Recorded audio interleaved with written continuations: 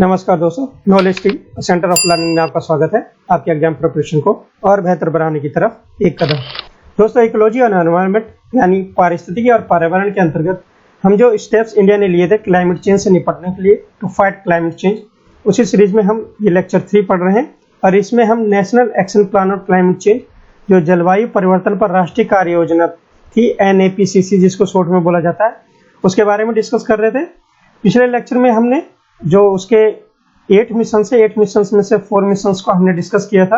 आज के लेक्चर में बाकी जो 4 मिशंस हैं, बाकी जो बचे 4 मिशंस हैं, उनके बारे में डिस्कस करेंगे। तो चलिए स्टार्ट करते हैं आज का लेक्चर स्टार्ट करने से पहले आप सुनोगे नॉलेज टीम को जरूर सब्सक्राइब कर लें और नेक्स्ट वीडियो की नोटिफिकेशन के लिए बेल आइकन को जरूर दबा लें। इसे दोस्तों के बीच में जरूर शेयर करें जो भी एग्जामिनेशन की तैयारी से जुड़ा हुआ है। यहाँ पर जो national action plan on climate change के जो 8 मिशंस हैं, उनके बारे में फिर से ब्रीफली डिस्कस कर लेते हैं। जो पहला मिशन हमने कल डिस्कस किया था, नेशनल सोलर मिशन यानी राष्ट्रीय सौर मिशन।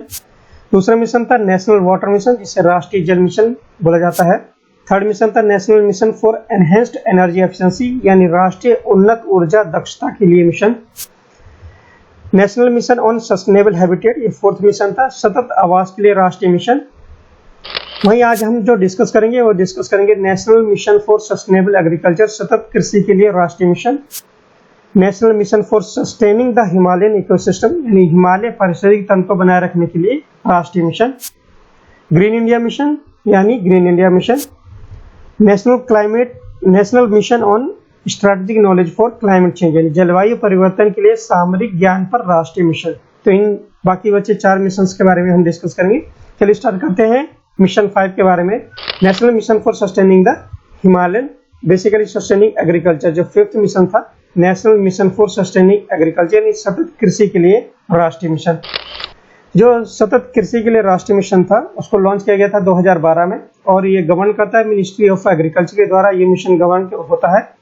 बेसिकली इसका it works towards devising a strategy to make Indian agriculture race susceptible to climate change. Basically इसका पर्पस क्या है कि स्ट्रेटजी को डिवाइस करना, एक तरीके को खोजना, ताकि जो हमारी एग्रीकल्चर है और जो क्लाइमेट चेंज की वजह से प्रभावित हो रही है वो प्रभावित ना हो सके और इसकी वजह से हमारी फूड सिक्योरिटी को मेंटेन किया जा सके और साथ ही साथ जो किसानों की आय है उसको भी बढ़ाया जा सके। तो बेसिकली इसका डुअल पर्पस है।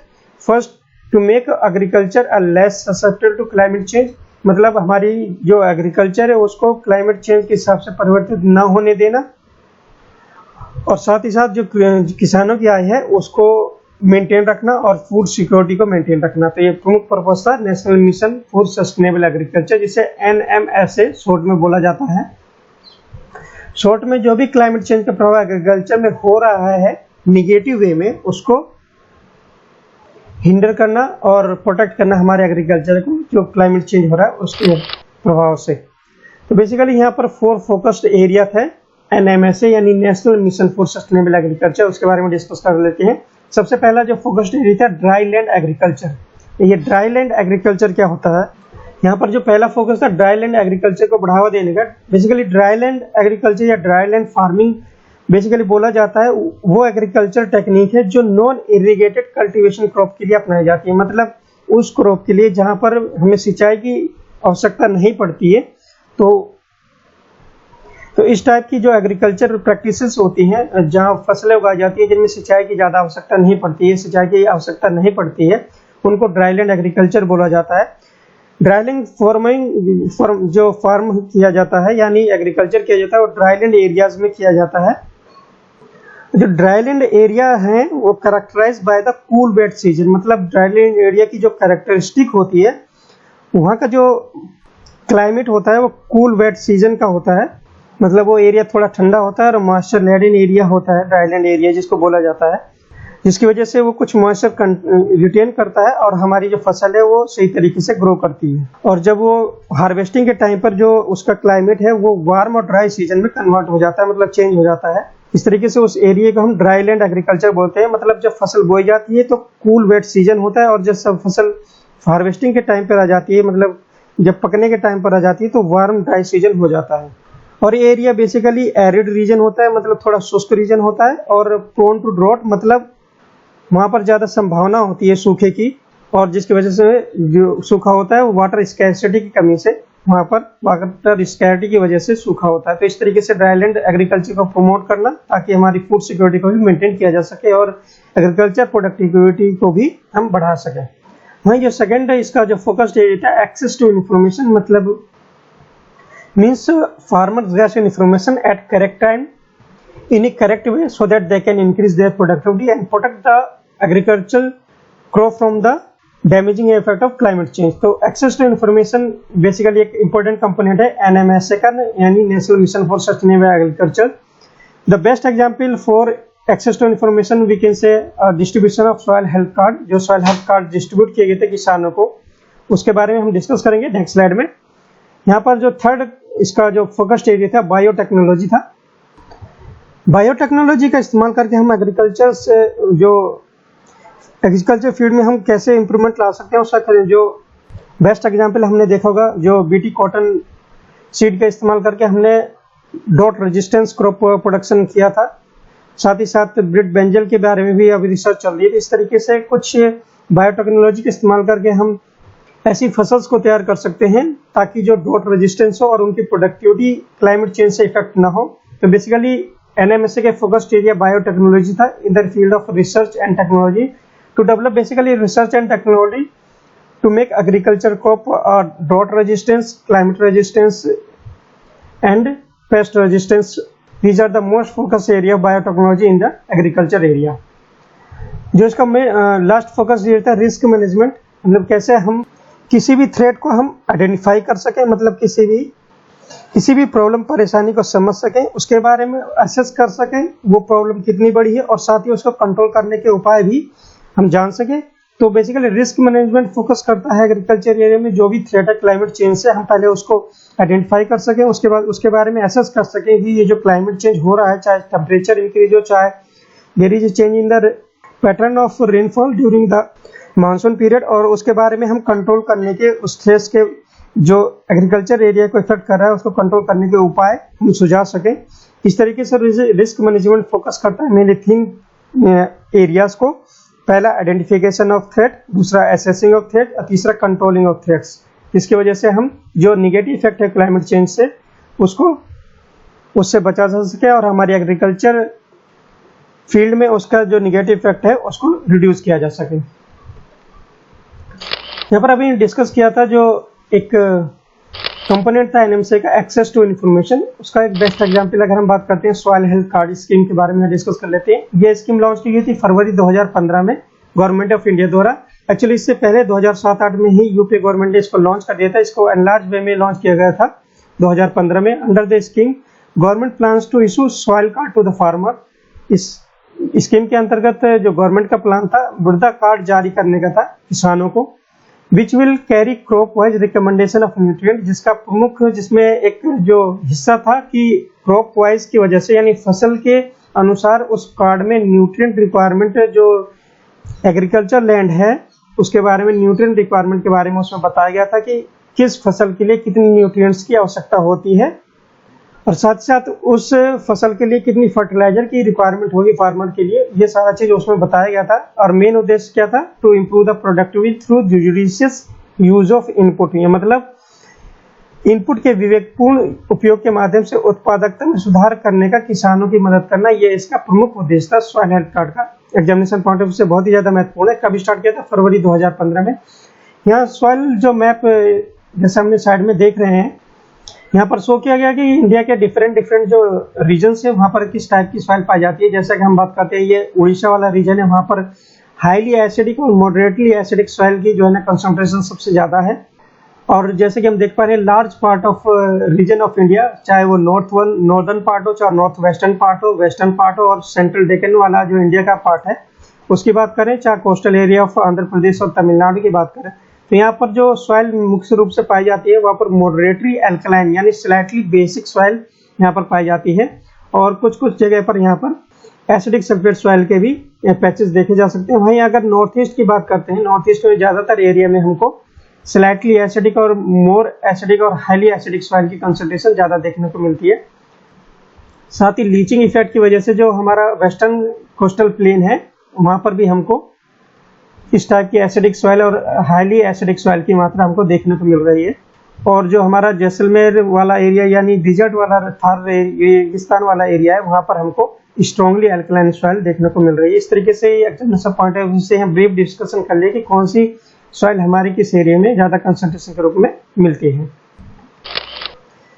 Basically purpose of soil health card का ये था कि ग्रीन रेवोल्यूशन के पश्चात हमारे केमिकल फर्टिलाइजर का यूज काफ़ी ज़्यादा बढ़ गया था, जो कि जो रेशो है नाइट्रोजन, फास्फोरस और पोटेशियम के, अगर एनपीके जो हमारा बेसिक के फर्टिलाइजर की हम बात करते हैं तो वो 4:2:1 के रेशो में हमको इसको मिलाया जाना चाहिए। लेकिन जो 2011 का अगर सैंपल लेते हैं हम हरियाणा और पंजाब को, वहीं पंजाब में इसका रेशो 19:5 और 1 के रेशो के रूप में इसको इस्तेमाल किया जाता है। मतलब कितना, लगभग 5 गुना ज़्यादा जो है ना नाइट्रोजन का इस्तेमाल हो रहा था।